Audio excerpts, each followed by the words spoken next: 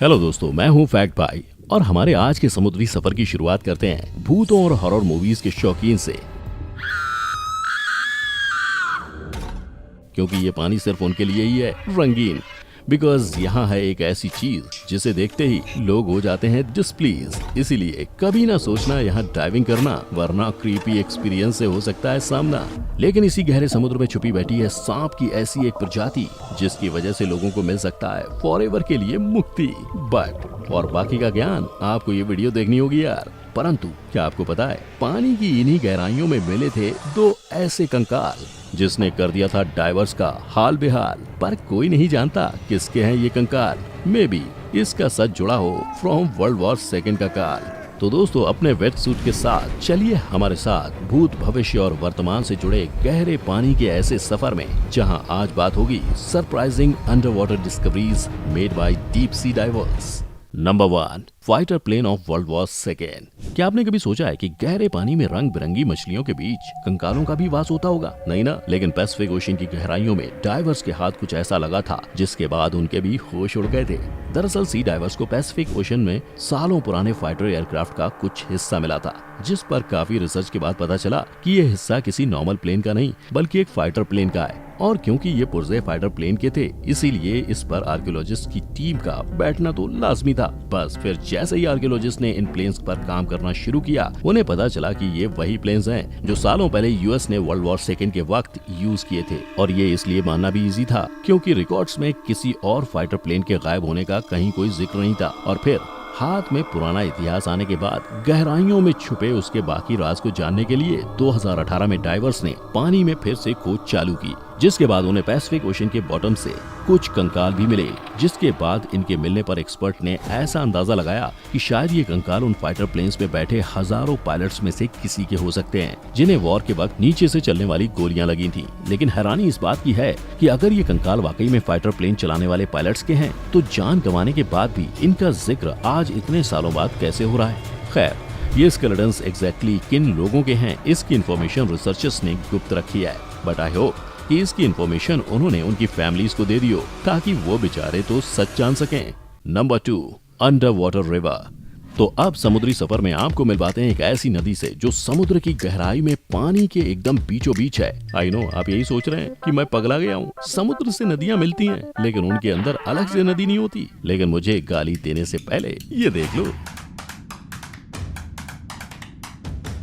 और इससे पहले कि आप इसके लोकेशन, डेस्टिनेशन वाले सवाल मुझसे पूछने लगे, मैं बता दूं, ये अंडर वाटर नदी मेक्सिको के युकाटन पेनिसुला में है, जिसकी खोज वहां के स्कूबा डाइवर्स ने की थी। दरअसल रेगुलर डाइविंग के वक्त सी डाइवर्स ने कुछ ऐसा देखा जिसे देखते ही वो दंग रह गए। अंदर से उतना ही अनबिलीवेबल होगा, इसका अंदाजा किसी को भी नहीं था। और होता भी कैसे? ये जगह ऊपर से देखने पर साफ नीले पानी वाली वही खूबसूरत जगह थी जिससे देखने टूरिस्ट अक्सर आते थे। पर यहाँ से 30 मीटर नीचे उन्हें पानी के अंदर कुछ ऐसा मिलेगा जिसे अंडर वाटर रिवर कहा जाता है। ये कोई नहीं जानता था। हालांकि इस नदी के बहने में किसी पहाड़ का कोई योगदान नहीं है, क्योंकि यहाँ अंडरग्राउंड और सॉल्ट वाटर दोनों का पानी बहता है, जिसकी वजह से ग्राउंड वाटर के साथ निकले हाइड्रोजन सल्फाइड इन दोनों के बीच एक मोटी लेयर बनाते हैं, जिसकी वजह से ये ओशन से अलग पानी के अंदर बहती एक रिवर नजर आती है। और जिस जगह पर इस नदी की खोज हुई है उसे सेनोट एंगेलिटा कहा जाता है। इसीलिए अब अगर कभी कोई आपसे कहे कि हर नदी पहाड़ों से बहती है, तो इस नदी को याद करते हुए उस बंदे को जवाब जरूर देना।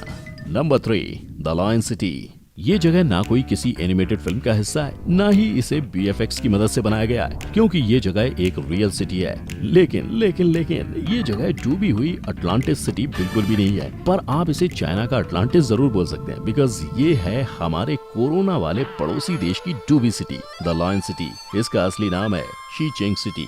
और इससे पहले कि आप इस सिटी से जुड़े सवालों की बौछार करने लगे, मैं खुद ही उनका जवाब आपको एक एक करके दे देता हूँ। एक्चुअली ये lion city Wu Shi mountain के पास लोकेटेड क्यांडाओ तालाब से डिस्कवर हुई है, जो लगभग 50 सालों से पानी के अंदर ही गुमनाम पड़ी थी। लेकिन जब 2014 में सी डाइवर्स ने इसकी डिस्कवरी की, तब वहाँ की अथॉरिटीज को इसके बारे में पता चला, जिसके बाद उन्होंने पानी की 40 मीटर की गहराई में मिले इस 1400 साल पुराने आर्किटेक्चरल अजूबों को सिर्फ एक्सपर्ट डाइवर्स के लिए खुला रखा है। क्योंकि पानी में 131 फीट नीचे जाकर इस सिटी का जायजा लेना हर किसी के बस की बात नहीं है। हालांकि ये सिटी अटलांटिस की तरह किसी नेचुरल डिजास्टर की वजह से पानी में नहीं समाई थी, बल्कि इसके पानी में लुप्त होने की वजह चाइनीज गवर्नमेंट खुद थी, जिसने 1959 में रिवर डैम प्रोजेक्ट और हाइड्रोलिक प्रोजेक्ट के लिए लोगों को वहाँ से हटाकर इन्वेंशनली वहाँ सैलाब को लाया था। लेकिन शॉकिंग बात तो ये है कि पानी में 50 सालों से डूबे इस शहर का हर आर्किटेक्चर आज भी न सड़ा है और न गला है, मानो जैसे वो खुद ही अपनी पुरानी पहचान को खत्म नहीं करना चाहता हो। Number 4, giant anaconda. आप जरा सोचो, एक सी डाइवर पानी में ज्यादा से ज्यादा क्या ढूंढने जाएगा? गहरा साफ पानी, रंग बिरंगी मछलियाँ, सोने चांदी का खजाना।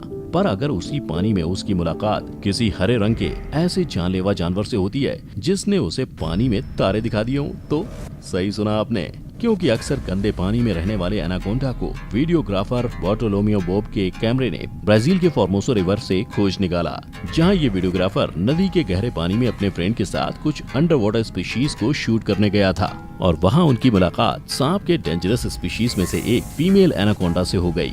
आई नो ये सुनकर आपके कान खड़े हो गए होंगे, पर जानते हो बार्टोलोमियो बोब ने अपने इस एक्सपीरियंस को यूनिक बताया था और कहा कि 23 फीट 90 किलो के उस एनाकोंडा ने उनसे दोस्ती कर ली थी, तभी तो उसने कोऑपरेट करते हुए अपनी वीडियो अच्छे से शूट करवाई थी। लाइक रियली भाई, जिस एनाकोंडा से मिलने के एक्सपीरियंस को तू अलग बता रहा ना, उसका नाम सुनते ही लोगों की आंखें बड़ी हो जाती हैं। और मान ले अगर गलती से ये तुझे निगल जाता तो तू हमेशा के लिए बस कैमरे में ही कैद रह जाता ना।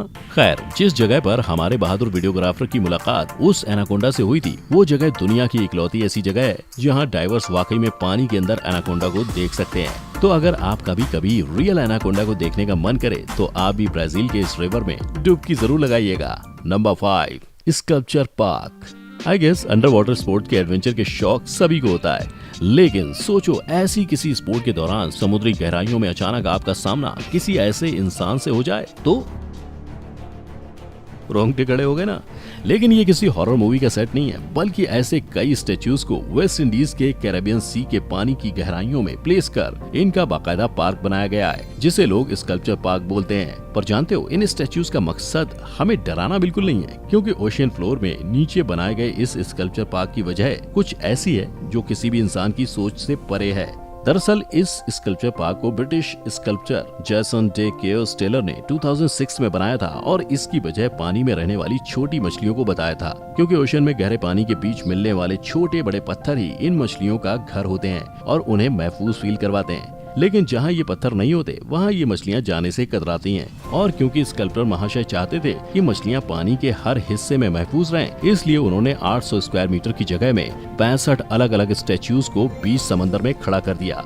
हाँ, और एक जरूरी बात, क्योंकि पानी के नीचे किसी पार्क के बनने का कॉन्सेप्ट अलग और नया था, इसलिए ये जगह अब एक पॉपुलर टूरिस्ट डेस्टिनेशन बन गई है, जहाँ लोग पानी में डाइव कर इन स्टैच्यूज को देखने का लुत्फ उठाते हैं। तो अब अगर कोई आपसे कहे कि पानी के नीचे सिर्फ मछलियाँ होती हैं, तो एक डर देना उसको, क्योंकि पानी के नीचे स्कल्पचर पार्क भी होता है। Number 6, Jason Voorhees under water statue. ये वही डरावना चेहरा है जिसको आपने इंट्रो में भी देखा था, पर ये चेहरा कोई आम चेहरा नहीं है, क्योंकि ये चेहरा है एक ऐसे शख्स का जिसने फ्राइडे द 13th की सीरीज में अच्छे से अच्छे दिग्गजों की सांसें रोक दी थी। और जो लोग इस चेहरे को नहीं जानते, मैं बता दूं, ये चेहरा है हॉलीवुड के फेमस किलर जेसन वोरहीज का, जिसकी डिस्कवरी डाइवर्स के लिए इतनी दिल दहला देने वाली थी कि इसे देखते ही कुछ पल के लिए उनके पैरों तले जमीन खिसक गई थी। पर ओशन के गहरे पानी में इस चेहरे को दफनाने और उसको बनाने दोनों का काम स्कूबा डाइवर ज़ेचेरी नेगी ने किया था, जो जेसन का बहुत बड़ा फैन था और चाहता था कि एरिजोना में लोकेटेड लेक प्लीजेंट में जो भी स्कूबा डाइविंग करने आए वो इस स्टैच्यू को देख यही सोचे कि गहरा पानी हर बार डाइवर्स को अच्छा एक्सपीरियंस नहीं देता। बस इसीलिए उसने खुद ही इस स्टैच्यू को लगभग 15 दिन में बनाकर पानी में डाल दिया था। लेकिन अफसोस, ज़ेचेरी की ये मेहनत ज्यादा रंग नहीं लाई, और जैसे ही उसकी इस हरकत के बारे में वहाँ के ऑफिशियल्स को पता चला, उन्होंने फौरन इस स्टैच्यू को पानी से बाहर निकाल दिया था, जिसके साथ ही पानी में लोगों को डराने वाले ज़ेचेरी के अरमान पर पानी फिर गया था। बट आई विश उसने पानी में कुछ ऐसा डाला होता जिसकी डिस्कवरी बेवकूफी कम और अमेजिंग ज्यादा होती। हालांकि 70% पानी से कवर्ड हमारी धरती माता में इतना पानी है कि कोई अपनी पूरी जिंदगी तैरने में निकाल दे तो भी सिर्फ 5% पानी को ही एक्सप्लोर कर पाएगा। यानी यहाँ ना कभी पानी की कमी होगी और ना ही कभी नए नए डिस्कवरीज की। पर अगर आज की हमारी ये वीडियो देखकर आपने भी नई चीजों की डिस्कवरीज का जायजा लिया है तो इसे लाइक और शेयर जरूर करना, और इसमें से कौन सी डिस्कवरी ने आपकी आंखें खोल दी उसके बारे में भी कमेंट करके जरूर बताना। साथ ही हमारे और अपने सफर को बरकरार रखने के लिए हमारे चैनल को बेल आइकन हिट करते हुए सब्सक्राइब भी जरूर करना, ताकि हमारी कोई भी अपडेट आपसे मिस ना हो। और क्योंकि हम हैं राही अलग अलग मंजिलों के, इसीलिए फिर मिलेंगे चलते चलते। तब तक के लिए जय हिंद।